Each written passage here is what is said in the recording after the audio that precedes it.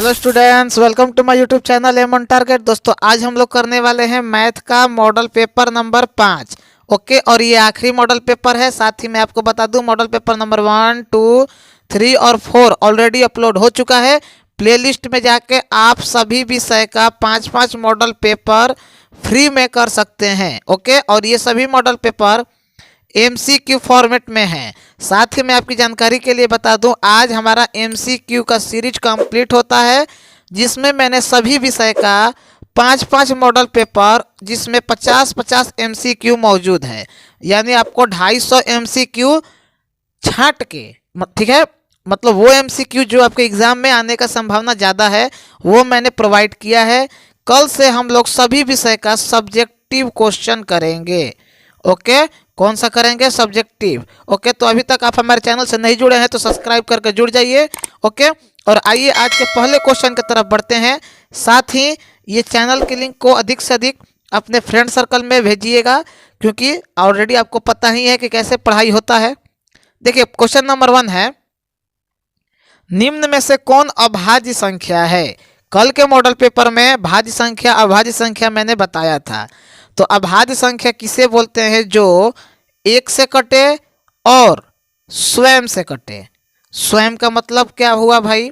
स्वयं का मतलब ये हुआ कि जो संख्या है वो एक से कटेगा या खुद से कटेगा। जैसे देखिए, 29 किस किस पहाड़े में आता है? तो चलिए एक से तो कट जाएगा। और 29 किसी पहाड़े में आता है तो नहीं, तो चलिए लिख देते हैं।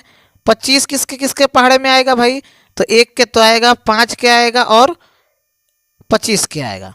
ठीक, 16 2 से भी कटेगा, 4 से भी कटेगा, 8 से भी कटेगा और 16 से भी कटेगा। 15 है, 3 से भी कटेगा, 5 से भी कटेगा और 15 से भी कटेगा। हमको यहाँ पे एक चीज़ सिर्फ दिखाई दे रहा है कि एक केवल 29 एक ऐसा संख्या है इस चारों ऑप्शन में जो एक से कटेगा और स्वयं से कटेगा, यानी खुद 29 से कटेगा। तो इस प्रश्न का सही जवाब क्या हो जाएगा? Option number A. ओके, तो समझ गए अभाज्य संख्या और भाज्य संख्या क्या कहला जाता है। और ऐसे क्वेश्चन मैंने पिछले मॉडल पेपर में ऑलरेडी करवाया है। अगर आप नहीं किए हैं तो ये आप मिस्टेक कर रहे हैं, जाकर जल्दी से उन सभी क्वेश्चंस को कर लीजिए। आइए अगला क्वेश्चन, कार्तीय तली में स्थित किसी बिंदु 3 और -4 के कोटि का मान। ठीक है, ध्यान दीजिएगा, शब्दों पे ध्यान दीजिएगा। क्या पूछा है? कोटि का मान। तो कोटि का मान किस कोटि में? किस में? इसी में 3 और -4 में। तो कोटि का मान -4। ठीक है, कोटि जो y एक्सिस पे होगा वो कोटि, और x एक्सिस वाले को तो ऑलरेडी आपको पता ही है। अब सीसा और ऑर्डिनेट इंग्लिश में बोलते हैं। नेक्स्ट, यदि बहुपद px बराबर है x² -2x -6 के शून्यक अल्फा और बीटा हो तो अल्फा इंटू बीटा का मान। तो अल्फा इंटू बीटा का मान होता है c/a। c के जगह पे -6 है, बटे में a के जगह पे कुछ नहीं है तो क्या है? 1 है। तो ओवरऑल आपका आ गया -6। देखिए -6 कहाँ है? Option B. क्लियर। और अल्फा प्लस बीटा का मान अगर पूछे तो -b/a होता है। ओके, ये वाला इक्वेशन में आपको देख लेना है कौन सा ए है कौन सा बी है। ये सब छोटा छोटा चीज़ है, आपको ऑलरेडी पता होगा। आइए इस क्वेश्चन को देखते हैं। एक डाटा दे दिया, बोल रहा है कि इसका बहुलक क्या है? मतलब वह संख्या जो सबसे ज़्यादा बार, लिख लीजिए, नोट कीजिए, सबसे ज़्यादा बार रिपीट हुआ है। ओके, उसे क्या बोलते हैं? बहुलक। ओके, और अभी तक आपने अगर लाइक नहीं किया है तो ये आप नाइंसाफ़ी कर रहे हैं मेरे साथ। तो देखिए, 3 है, 5 है, 4 है, 3 है, फिर 2 है, फिर 3 है, फिर 1 है, फिर 3 है। इसमें 3 ज़्यादा बार है। एक यहाँ है, एक यहाँ है, एक यहाँ है, एक यहाँ है। 3 4 बार आया है, तो सही जवाब हो जाएगा ऑप्शन नंबर डी। नेक्स्ट, दो समरूप त्रिभुजों की दो संगत भुजाएं, ठीक है, 3:5 के अनुपात में है। ठीक है, 3:5 के अनुपात में है। तो इन त्रिभुजों के क्षेत्रफल का अनुपात, मैंने बताया था कि क्षेत्रफल पूछे तो इसका स्क्वायर कर दीजिए। 3 का स्क्वायर 9, 5 का स्क्वायर 25। देखिए 9:25 कहाँ है? ऑप्शन ए उड़ा दीजिए। क्षेत्रफल पूछेगा, ठीक है, तो स्क्वायर कर दीजिएगा। और क्षेत्रफल दे के भुजा पूछेगा तो देख लीजिएगा किस चीज़ का स्क्वायर है।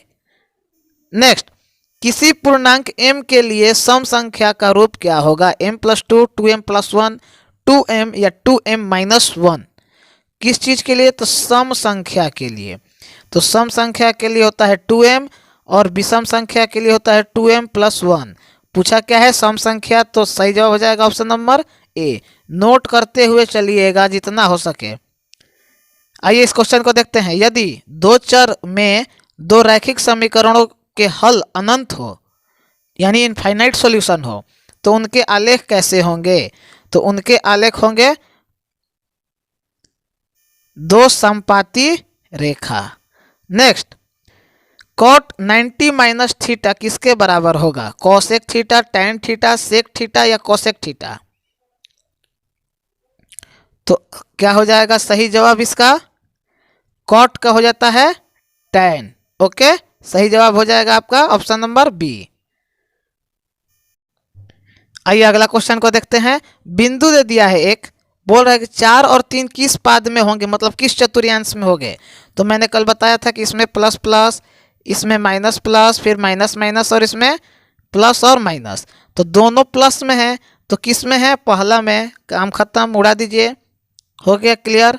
नेक्स्ट, बिंदु 2, 3 और 4, 1 को मिलाने वाली रेखाखंड के मध्य बिंदु का नियामक क्या होगा? तो आपको पता है x1 प्लस x2 बटे में 2 और y1 प्लस y2 बटे में 2। तो x1 और x2 को जोड़ते हैं तो -2 + 4 बटे में 2। इसको सॉल्व करेंगे तो 2 बटे में 2 कट के 1 आ जाएगा। ओके, उसी तरह y वाले को सॉल्व करेंगे। y वाले को सॉल्व भी कर लिया जाए भाई, क्यों उसको छोड़ेंगे हम लोग। तो y1 प्लस y2 मतलब 3 + 1 बटे में 2 मतलब 4 बटे में 2। तो 2 से 2 कट गया, 1 और 2 देखिए किस में है? तो ऑप्शन ए। उड़ गया ये भी। क्लियर। आइए नेक्स्ट, दो वृत्त के क्षेत्रफलों का अनुपात 4:1 है, तो उनके त्रिज्याओं का अनुपात क्या होगा? क्षेत्रफल दे दिया है, साइड पूछा है। तो 4 किस चीज का स्क्वायर है? तो 2 का। और 1 किसका है? तो 1 का। तो 2 और 1 वाला ऑप्शन देखिए, ऑप्शन बी। उड़ा दीजिए। ऐसे ही एमसीक्यू उड़ाना है। और अभी तक सब्सक्राइब नहीं किए हैं तो ये बहुत गलत बात है। हम आपके लिए इतना मेहनत कर रहे हैं, आप हमारे लिए थोड़ा सा भी नहीं कर सकते हैं। और शेयर जरूर करना है अपने फ्रेंड सर्कल में। आइए next question, tan square theta minus sec square theta का मान किसके बराबर होगा? तो फॉर्मूला होता है 1 + tan स्क्वायर थीटा बराबर सेक स्क्वायर थीटा। ओके, अब बोल रहा है कि sec square theta minus tan square. अगर एक को यहाँ पर रहने दें, sec square theta minus tan square theta, ठीक है। लेकिन हमारा दिया है tan square theta minus sec square theta, मतलब सेक स्क्वायर थीटा के आगे माइनस है और tan स्क्वायर के आगे प्लस है। तो साइन चेंज हो जाएगा और ये एक जो प्लस में है वो माइनस में आ जाएगा। तो आपका सही जवाब हो जाएगा ऑप्शन नंबर डी। नेक्स्ट, यदि कोई रेखा वृत्त को सिर्फ एक बिंदु पर स्पर्श करे तो वह रेखा क्या कहलाती है? जीवा, स्पर्श रेखा, छेदक या इनमें से कोई नहीं? ओके, क्वेश्चन समझ में आ गया। तो वो रेखा जो है उसे क्या बोलेंगे? स्पर्श रेखा। ओके, डायरेक्ट ये क्वेश्चन है, याद करने वाला नोट करके याद कर लीजिए। आइए अगला क्वेश्चन, दो समानांतर रेखाओं के बीच की दूरी 14 सेंटीमीटर है। ठीक है भाई, 14 सेंटीमीटर है। तो एक वृत्त दोनों रेखा को स्पर्श करता है। ठीक है, एक ही जो वृत्त है वो दोनों रेखा को छू रहा है। तो वृत्त की त्रिज्या निम्न में से क्या होगा? अरे यार, टोटल दूरी 14 है तो त्रिज्या पूछा है, तो आधा त्रिज्या को कर दो। 14 का आधा कितना होगा? 14/2 7 होगा। ऑप्शन बी उड़ा दीजिए, काम खत्म। ऐसे ही क्वेश्चन एग्जाम में भी उड़ाना है, और ये तभी उड़ा सकते हैं जब आप अच्छे से तैयारी करेंगे तब। आइए नेक्स्ट क्वेश्चन, यदि समानांतर चतुर्भुज की सभी भुजा एक वृत्त को स्पर्श करे तो वह समानांतर चतुर्भुज कैसा होगा? तो समचतुर्भुज होगा भाई। समानांतर मतलब बराबर और चतुर्भुज मतलब चतुर्भुज, तो समचतुर्भुज होगा तभी तो समानांतर होगा। नेक्स्ट, किसी गोले का वक्र पृष्ठ 144 पाई है। ठीक है, अब बोलेंगे अरे सर 144 पाई क्या होता है? तो उसकी त्रिज्या क्या होगी? कुछ नहीं है, गोले का वक्र पृष्ठ क्षेत्रफल का मान होता है 4πr²। किसके बराबर है? 144 पाई के। दोनों तरफ पाई है, पाई को उड़ा दीजिए। अब देखिए 4r² इधर बचा, 144 इधर बचा। आर स्क्वायर को आर स्क्वायर रहने दीजिए, 144/4। ओके, कटाएंगे तो 36 बार में कटेगा, तो आर स्क्वायर बराबर 36। तो अगर अंडर रूट में करते हैं तो आर का मान क्या आ जाएगा, 6। मतलब त्रिज्या कितना आ गया, ऑप्शन नंबर ए। ऐसे ही क्वेश्चन को परीक्षा में भी उड़ाना है, और आप तभी उड़ा पाएंगे जब आप हमारे द्वारा जो बातें बताई जा रही हैं कि फॉर्मूला याद कीजिए सबसे पहले। अब यहाँ पे जिस लड़के को गोले का वक्र पृष्ठ क्षेत्रफल का फॉर्मूला नहीं पता है वो नहीं बना पाएगा, फिर कंफ्यूज हो जाएगा कि कैसे बनाए। आइए इस क्रॉस प्रश्न को देखते हैं। किसी घटना की प्रायिकता का अधिकतम मान क्या होगा, 0, 1, -1 या 2। तो कल मैंने बताया था कि अधिकतम मान 1 और वो मान जो कभी नहीं होगा वो होगा 0। नेक्स्ट, प्रथम 5 विषम संख्या का माध्य, माध्य मतलब बीच वाला। तो विषम संख्या आइए लिख लेते हैं, 1, 3, 5, 7 और 9। 5 ही पूछा है, तो बोला है कि इसके बीच वाला कौन है। एक इधर से उड़ाइए, एक इधर से उड़ाइए, एक इधर से फिर एक इधर से, बीच वाला डब्बा 5, ऑप्शन सी। क्लियर, धुआं, एकदम धुआं उड़ा डालना है। आइए नेक्स्ट क्वेश्चन है। एक लंब वृत्तीय बेलन जिसकी त्रिज्या r तथा ऊंचाई h है, तो उसका आयतन क्या होगा। अरे यार ये तो डायरेक्ट फॉर्मूला है, ये तो एकदम फॉर्मूला है भाई। क्या होगा, πr²h। नेक्स्ट, एक वृत्त की परिधि 462 सेंटीमीटर है, तो उसकी त्रिज्या क्या होगी, ये आप लोग खुद बताएंगे, हम केवल फॉर्मूला बता देते हैं। वृत्त की परिधि का होता है 2πr। पूछा है त्रिज्या, मतलब r पूछा है, दाएं बाएं करके इसका r का मान निकाल लीजिएगा। r का मान हम बता देते हैं कितना होगा, ऑप्शन नंबर ए होगा 73.5। 73.5 फॉर्मूला मैंने बता दिया, 2πr। इसी पे अब आप लोग कर लीजिएगा 462 को बराबर करके।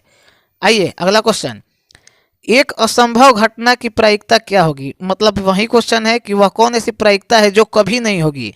तो 0 कभी नहीं होगा। ओके, प्रायिकता प्रोबेबिलिटी इसको इंग्लिश में बोलते हैं।